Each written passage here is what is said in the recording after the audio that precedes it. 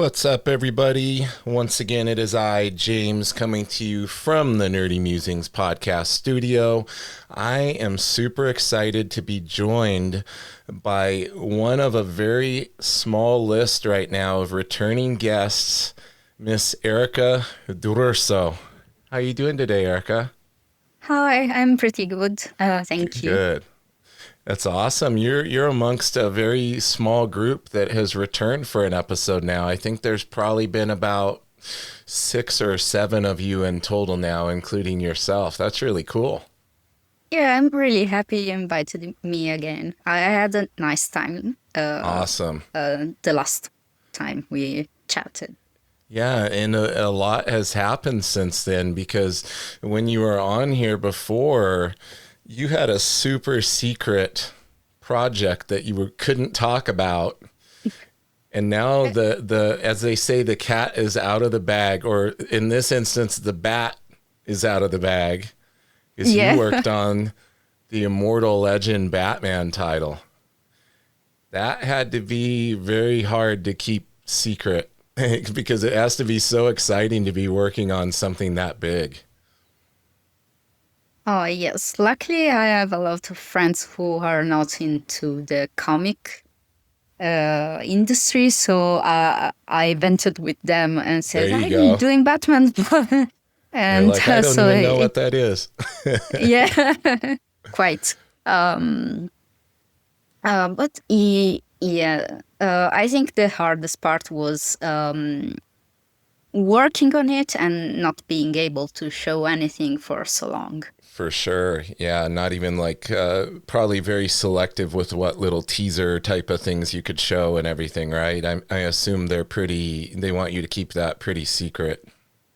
Yes, in general, I'm always careful to show anything I'm working Yeah. because you never know. It happened once that I showed a teaser and they said, "No, Uh-oh. you shouldn't have." Okay, never mind. I'll delete everything. Yeah. And since that time, I always show just tiny details, but it's hard because we work a lot by social platforms. So Exactly.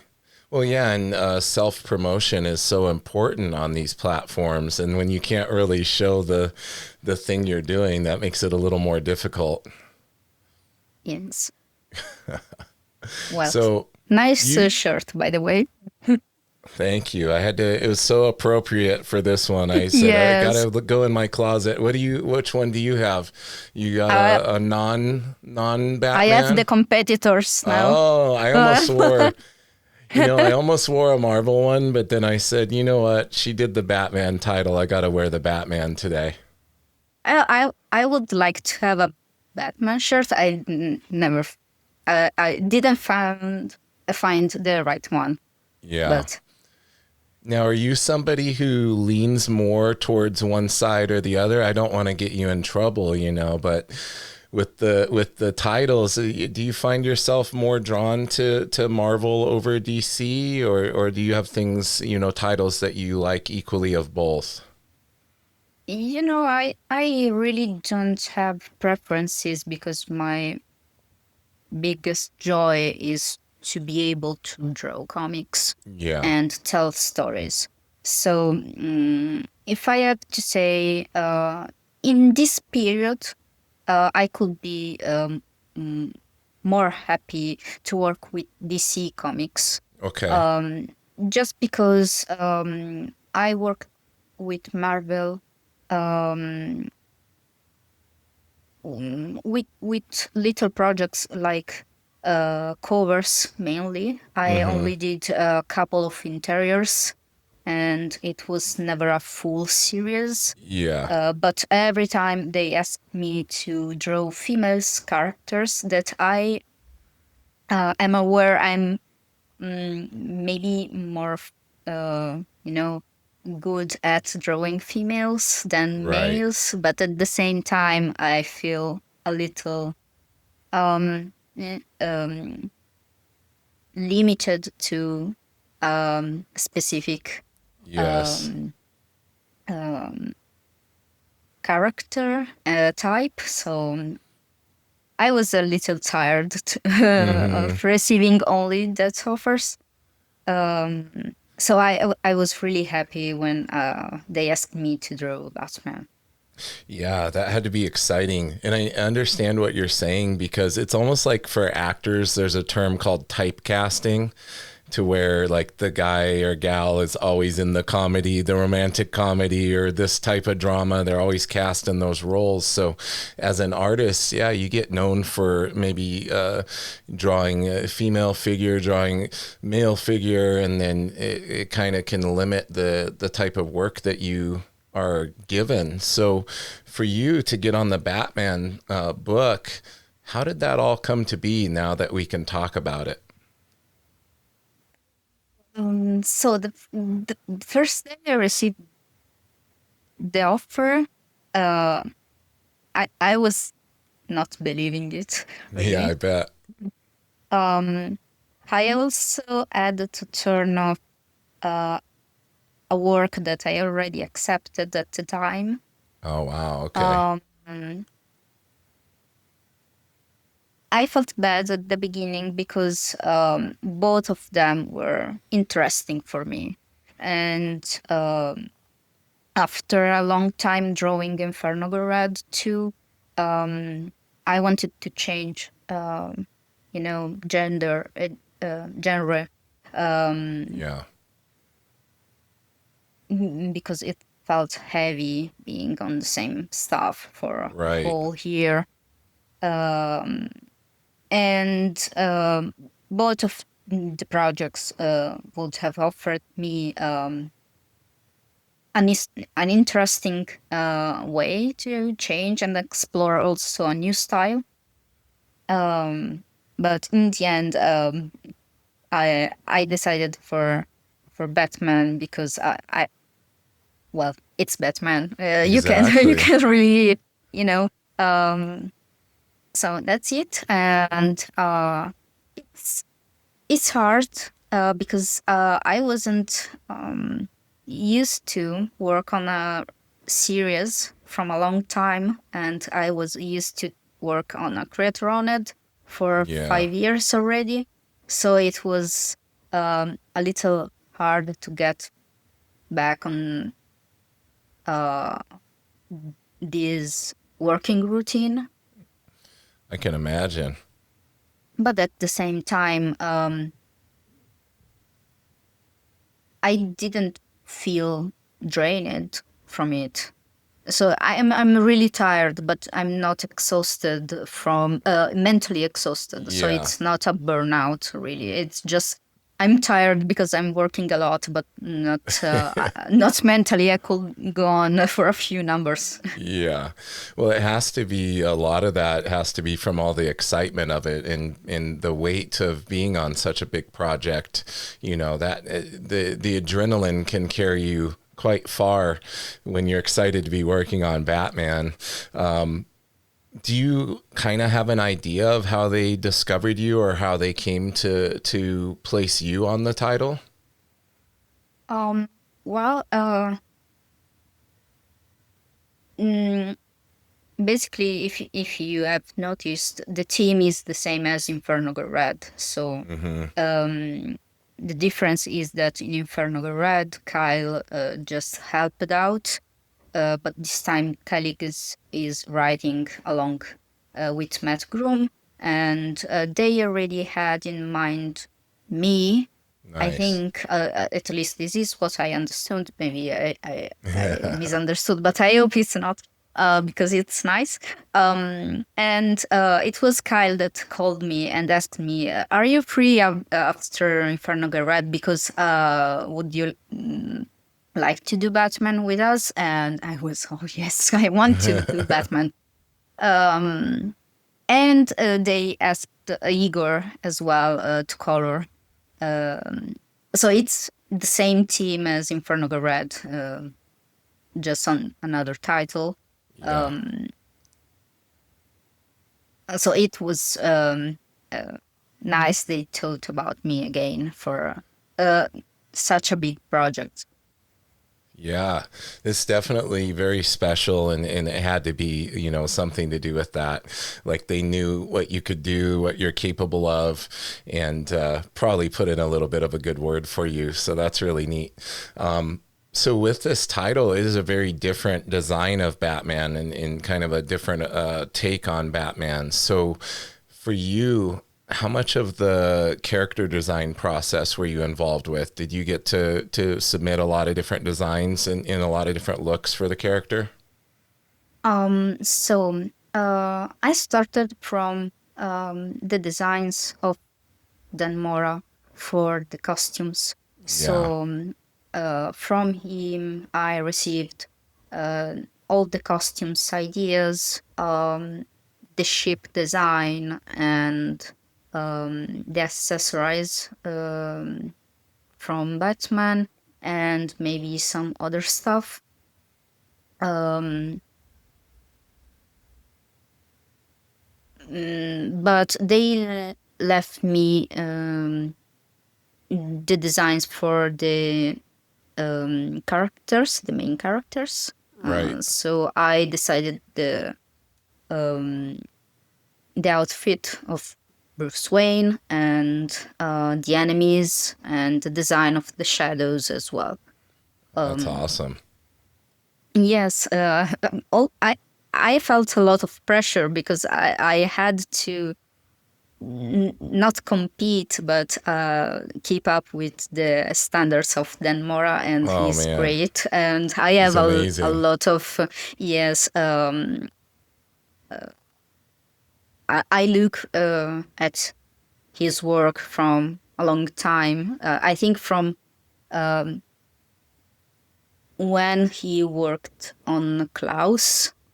So Yeah, at Klaus was maybe amazing. the very beginning, I think, of his career, or Power Rangers, in his it was Go Go Power Rangers series. Yes. So I follow him since then, and I already then I thought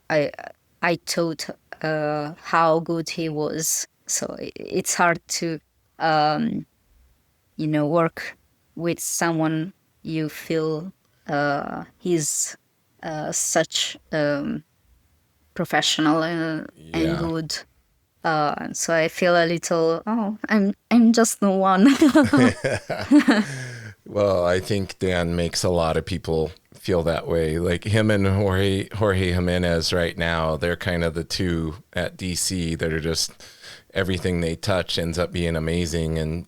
And Dan, he feel like he's on every new book that comes out. I don't know how he does this workload and covers. He's like 20 different covers, and he's working on like 4 different books at once. I don't know how he does it. It's pretty impressive. Yes, admire it a lot. I will be curious to ask me if there will be chance how his routine, their routine is, planned, because Yeah. I feel like I can't do anything except drawing, breathing, and sleeping, and Yeah. somewhat eating. So, so I have the same feeling about some other artists that work a lot, Yeah. and they produce a lot. So it's me wondering: are they just fast because they gained a lot of experience during the years, or Right. they have some kind of Some tricks, secret. or yeah, I don't know, maybe some rituals I can Yeah. copy. But overall, I'm really amazed by how they can keep the quality high with Me too. this amount of work. Yeah, that's the thing, right? It's not just that they're fast, it's that the consistent quality is there too, which is even harder to do. So it also makes me wonder, like I've always wondered, do they have some tricks they're using that helps them? But also I wonder how much of it is like really good planning and like staying ahead, like getting ahead and staying ahead. Like a lot of the things we're seeing, maybe he completed that like a year ago and it all piled up and we just don't know. And it's like consistently coming out over this period of time, right? I think that's one of the things that probably is a little bit of a secret. And then, both Jorge and Dan, they're 100% digital to my knowledge. So I wonder if that doesn't help speed up some aspects of their process as well. Mm, I'm I mean, I saw some traditional pages from them, Yeah, they do but I'm some, not but sure mainly if. mainly digital. Yes, I think so. I mean, working digitally help help you somewhat depending on what you're drawing, but Yeah. um, for example, in this issue that I'm starting, it's the fifth one. Okay. Um, there is a lot of um, city drawing. Oh, yeah. Um, so since there are some big environments and big panels with cities, maybe in this case it will be useful to have a 3D model to Yes. use as a base and work on that one. Yeah, at least Um, to be able to reference and have the basic structure and perspective there for you that you can then come over and embellish and add detail to and everything. It's funny, back in the day, somebody shared a Todd McFarlane page from Amazing Spider-Man, and they used to do what's called a photostat background. So he has big page of Spider-Man swinging over a city, and the background is an actual like down shot of like New York or whatever. And it's, you can tell it's a photo, but they manipulated it with the tools they had at the time to try to make it look like it was drawn. But now we have so many tools at our disposal to be able to do that and make it pretty seamless. Like a lot of people, unless they understand the process, they're not going to really notice that that was done. mm-mm. Yeah, I think that there are a lot of ways to deliver a final product. Yes. I mean, you can manipulate photographies or just trace photographies and change what you need. And there are the 3D models, or there are the rulers you can Mm-hmm. use to. Get your perspective rulers in Clip Studio where you can get some Yes. help that way. Yeah. So there are a lot of tools that maybe. I'm not saying that traditional art isn't giving you, but it's surely quicker on Yes. digital. And Um, you still have to have the fundamental understanding to be able to utilize those tools effectively. mm-mm. It's not just like a magic tool where you tell it, make this scene, and then here we go. Because that's when we get into the AI territory, though. That's kind of what it's starting to be capable of doing. But with the tools we're talking about, this is like, allowing us to put our vanishing points and have the line snap to different points and to be able to, we still create the perspective, but we're still having to draw it and everything. We're just getting a little assistance to be able to do it quicker, right? Yeah, indeed. It's one of these things where you have to understand too, and I know you understand this, but I'm speaking more to the audience in that we talked a little bit about it's a production. Like there's a lot of different ways to get the production done, and I don't think that's what people understand so much with especially working on a monthly title. Like the deadline is there, and the thing has to be done by the deadline. So in my opinion, the artist kind of needs to use whatever tools they can to be able to meet that deadline efficiently. Yes, um, there are times where I think I could really use the help of an assistant. Yeah. I needed it for the first book of Inferno Red, because at the time I got my elbow infection and I Mm, was really late on delivering everything. So I asked a friend and colleague to help me with backgrounds. And the problem is that he was so good that I didn't find anyone who could meet his standards. So I yeah. couldn't find any other assistant like him. But this is another option, for example. So someone who can help you to, lighter the amount of work you have Yeah. to do. Yeah, it's such a big workload. And it sounds like a little bit what we were talking about with the being ahead. You're already working on the fifth issue. Mm. And Yes, I started. issue one just came out not very long ago. So this shows Yes. people kind of like how far ahead you really need to be, right? Oh, yes. I think it was just the first one that took so much to be concluded because they wanted to do it really good. So I had to redraw several panels and pages more than one times. Okay. And the same goes for Igor when he colored.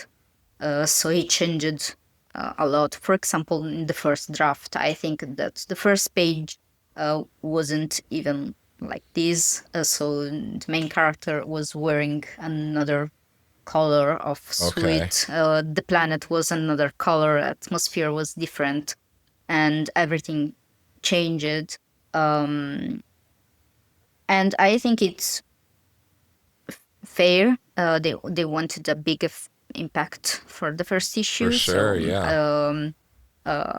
at the beginning, I was thinking to myself, I hope that they will not keep doing this because I won't have time to do the other issues Exactly. with so many, notes to fix. Yeah. But it was just for the first one, and they also were really kind with the timings and the deadlines. So when I had an hard time finishing something, they always found a way to make some room for an extra day or two. Oh, that's Um, great. So they were yes, a small bit flexible with you. yes. Good. Um, I can't complain at all. I mean, it's hard, but it's also giving a lot back. Yeah. Now, was that first issue? That was like a pretty thick issue, right? That was like a little oversized compared to a normal comic because I know it had the backup story that Dan did, but then your section felt bigger than a normal comic length. How many pages was that first one? Oh, you're right. They are. Your part. Yeah, my part is 28 pages, Yeah. and it is for whole the books. So every book has 28 pages, and there are little more than the usual. So also my I thought at the beginning I will make it in X days Yeah. to close an issue, and then I realized that they were 8 pages more than a regular one. So Yes. I had to tight to work a little more. So my I usually prefer to ink a page per day, and for these issues, I had to do 2, 3 inks per day, and Oh, it for was sure. a little hard for this meaning, Yeah, these reasons. I'm for sorry. Yeah, sure. it's really getting late. No, no, it makes sense because it's, man, and I don't think a lot of people realize because the standard for comics for a long time has been 22 pages, but they kind of sneakily dropped it down to 20. Robert Kirkman, I heard him talking about this recently, is because they figured out like it could basically get ahead, like get the series ahead. So if they drop it down to 20, it makes a big difference in getting ahead on the title on a monthly book. But yeah, so 28, that's like, especially when you're penciling and inking yourself, that's an undertaking. So for you, with that, how loose are you with your penciling? Do you do most of your drawing in the ink stage, or are you pretty tight with your penciling? So it depends. I can say I'm half and half because Okay, there are some pages where maybe I'm enjoying myself, so I'm drawing a little more. It's more detailed. So right. all I have to do is, in the case of traditional art, just print and ink, and in the case of digital, use another layer and ink up. Uh, Mm-hmm. so there are times where I actually inked 4 pages in a day because they were easier, or just because I already know how to draw everything. And other times, I am like, I have just 3 days to deliver pencils, so I can't decide right now the shape of monster. Mm-hmm. So I'm just giving them a need an idea, the shape, the basic shape. So the monster is here and Batman is here. Just more Uh, placement, right? Like just placing the yes, composition and everything, like yes, placeholders. Yeah. yes, and I'll think about it later. Um, so yeah, half and half, like I say. Half and half.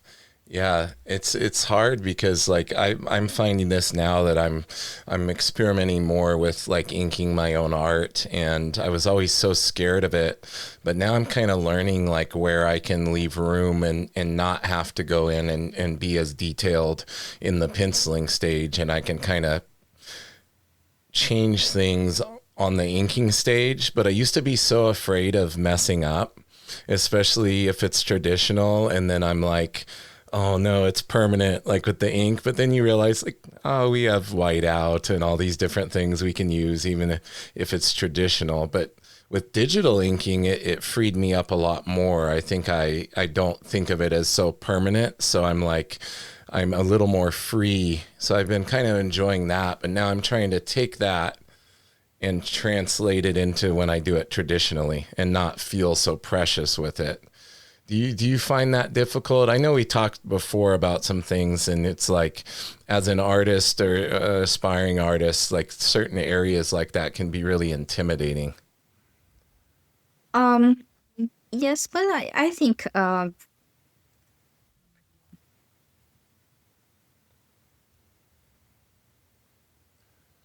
You think the um, more you do it, the more free you get?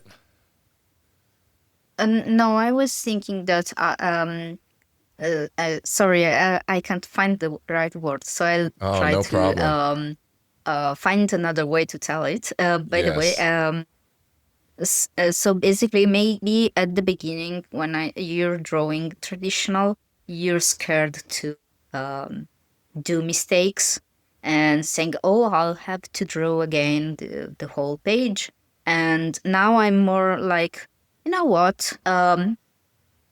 At the worst, I'll just have to add a patch. Right.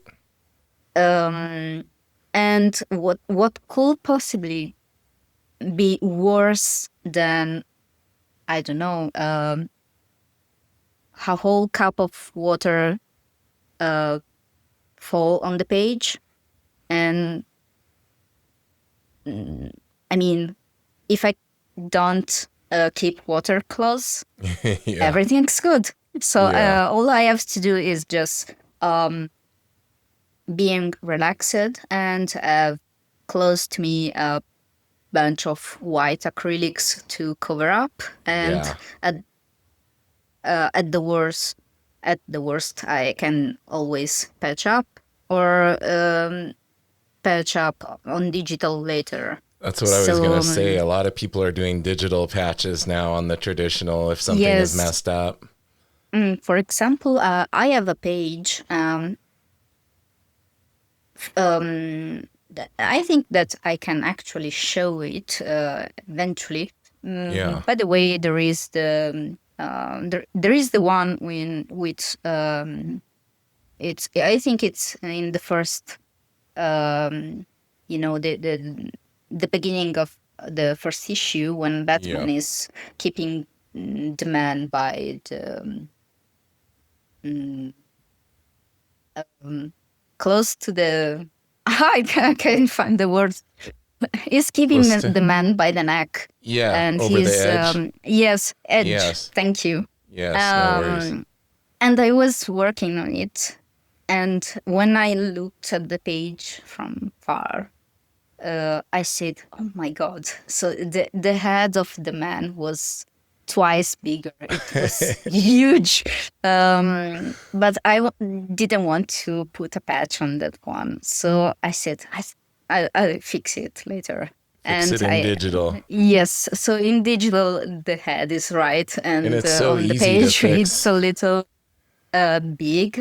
Yes, also because I liked the expression, and I knew that if I put it a patch, it Yeah. wouldn't be the same. You might So not you might not be able to capture the essence of it in a traditional patch, but if you can go in and just do the lasso selection and scale it, and then you retain yes, all of that.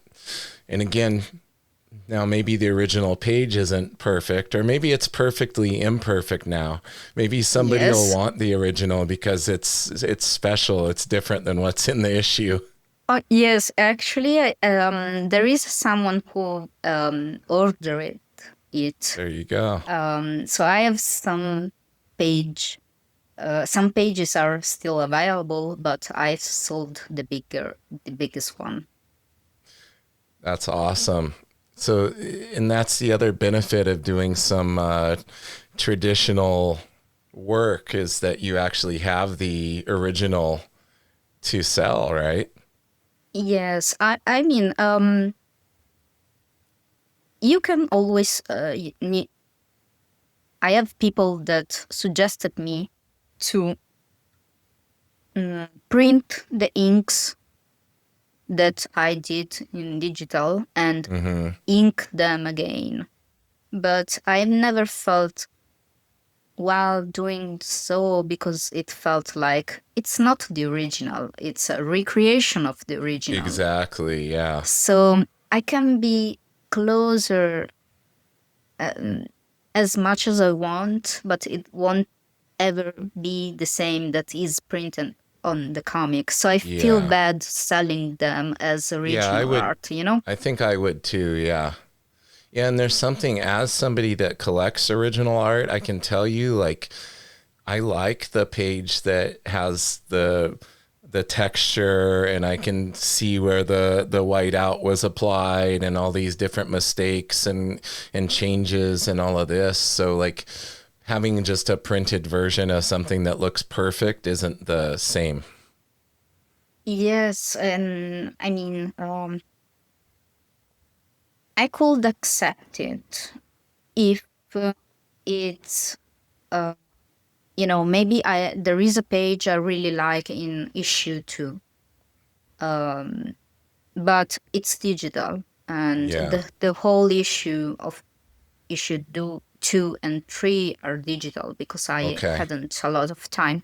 But there are some pages that I really, really like, Mm-hmm. and I would like to recreate. So in that case, recreating and specify I'm doing this page and is a recreation of the original art, Yes. and I'm selling it less than how much I would sell him as an original, Yeah. then yes. I mean, Yeah. I, And I being feel very bad transparent otherwise. about it, right?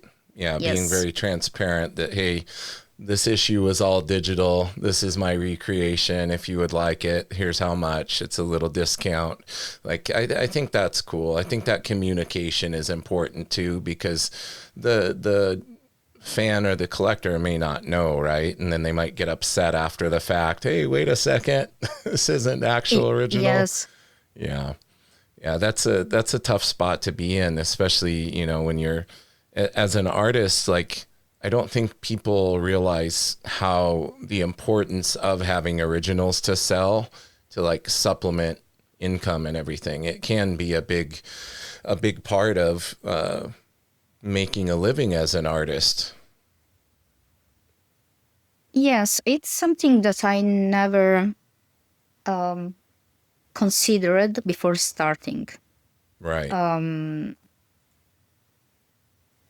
Also because maybe at the time I didn't know how much original art were appreciated. So when I started with commissions, I started to think to work on traditional pages for interiors and covers as well. Yeah. Or you are famous enough to sell a print Yeah. at the same amount of a original It, page. yeah, there are those artists. Yeah. Yes. Yeah. And I have no doubt you'll reach that point one day, especially now with the exposure that you're getting on this title. Like, it's, fans like myself were aware of your work and really enjoyed it. But now, obviously, the platform that you get when you're on a big title, especially literally one of the biggest character in all of comics in Batman, this has to be getting you a lot more exposure and a lot more notice now. Have you I noticed a difference? Did you gain some followers on Instagram and things when you when it was announced that you were on it? well, a little. I mean that I received a lot of requests for the original page for the splash with Batman that was presented during the preview. Yeah, that splash page And was amazing. and I sold that one pretty fast. And after that, I also received requests for commissions that I can't start right now, but I'm I'm trying to organize forms or subscription Right. to know when I'll be available. Yeah. Um, mm, but at the same time, I feel like I'm not saying it in a bad way. I just feel like um, I'm still tiny in the industry. Yeah. So I sometimes feel like okay, I'm doing Batman. I'm really happy about it and excited, but I still feel that it's not enough. Yeah. Uh, um, but I hope that it will be, because next year I would like to start my own story, and I would like to draw my this story I'm writing Oh, from a few awesome. So you're years. working on your own creator owned. I hope so. Yeah. I'm procrastinating it from 2 years, because the story is pretty done from 2 years already. Okay. But I always think it's not good enough. It could be better. I'm not sure. there's someone else who could draw it better than Typical me. artist's brain. Yes. So this time, I what I'm sorry. While It's I was okay. in Ireland, I hanged out with Declan Shalvey. Oh, nice. I met him in Dublin for the Dublin Comic Con, and I Right. wasn't even aware that there was a Comic Con when I booked Oh, my vacation. perfect. So it was a mix of things, and I happened to write to him. I tried to, and he helped me a lot. Also, showing me around, and he Oh, showed that's me so also the cool. West Coast. It was really cool, and we talked about this project of mine, and he suggested me to just jump. Yes. After I was back from Dublin, I wrote to a letterer and also a designer for the logo. So Okay. it was like now I have no excuses. Yeah, you just need to do I it. already sent it, so it can't be undone. Yeah. Well, and advice from somebody of that caliber, you have to take heed to that because that's, I mean, he's such an amazing writer and a great artist too. And anybody like him or Sean Gordon Murphy or Daniel Warren Johnson, they all say the same. They're just like, you just need to do it. Like, don't worry about making it perfect. Just Yeah. create your story. You know, it can be Yes. easier said than done, though, right? Excuse me? It can be easier said than done. So it's Oh, easy to yes. say, "Oh, just do it," but then when it comes to actually doing it, we get in our own head about it.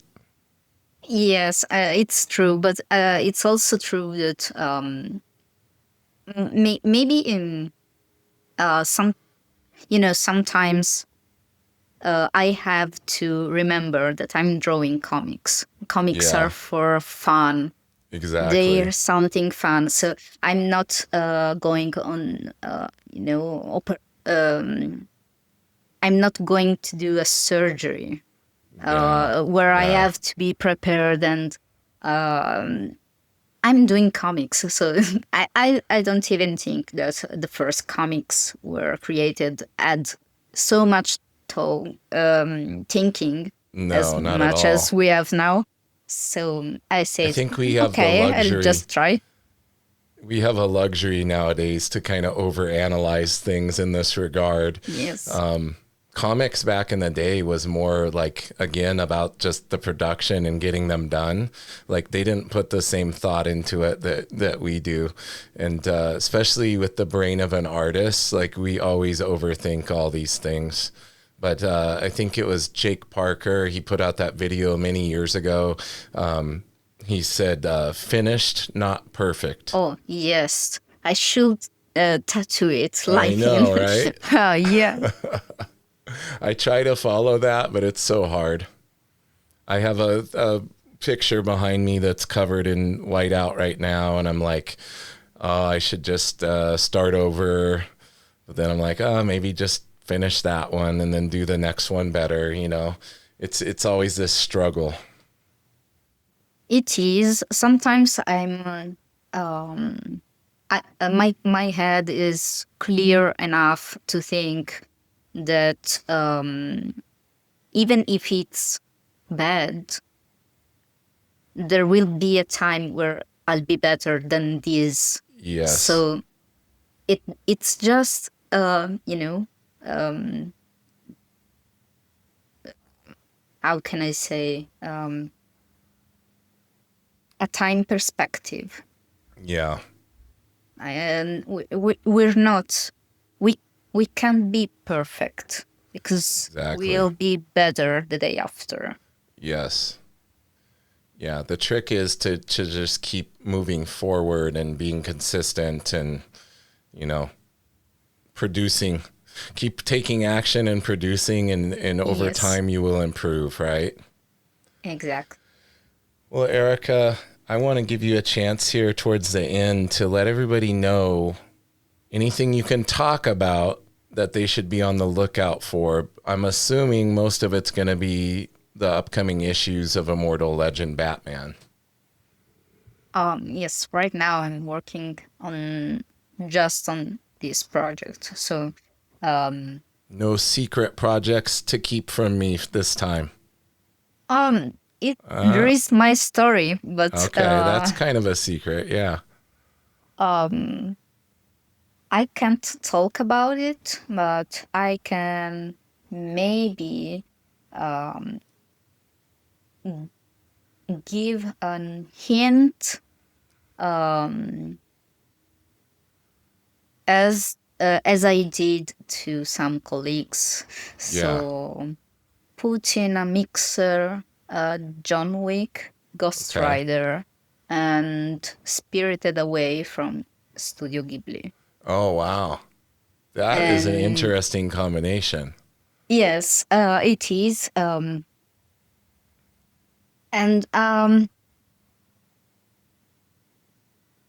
it, it's not a complicated story in the end. I think we can, you know, basically it's a vengeance story. Okay. I wanted to do something fun, so I hope it will be. Lots of action. Yes, my idea is to do so. Nice. So what you're saying is I have yet another reason other than just the fact that I enjoy chatting with you. We got to have you back on once you're ready to let the world know when that one is actually in the works and going to be coming out. I hope it will see light. I have the idea to pitch to some publisher, but it's all just an idea Yeah. at the moment. Well, I will be reaching back out to you when I see the news break so that we Okay. can spill the details on here. I thank you so much. I know it's late there, and I appreciate you spending some time with me this evening. Let everybody know where they can find you on social media. Mainly on Instagram.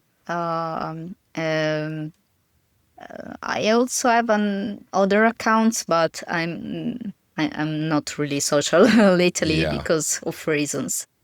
Main interaction on Instagram then, and main where you post your work and your announcements and everything, right? Yes, and in my Instagram there is also a link tree where there is a form to fill out if you want to be updated Oh, about perfect. commissions. Like a newsletter type of thing or I commission would like list. to say that I know how to use a newsletter, but Yeah. I'm more closer to a boomer than a millennial, so Okay. Okay. I I just have a form where you can put your mail, and I'll Okay. get back to you when it's time. Perfect. Well, listen, hang out with me for a moment here while I let everybody know some actionable things.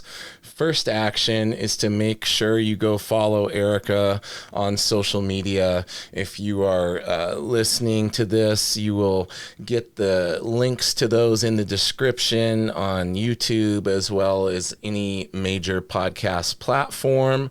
If you guys are enjoying the podcast, we have a Patreon now, patreon.com/Nerdy Mewzings. Several different tiers with all sorts of extra goodies that you can get for being a member on Patreon. And if you're enjoying this, you're having fun listening to all the amazing creators that I bring on, feel free to like, subscribe, give a review. And in the meantime, everybody, keep it nerdy.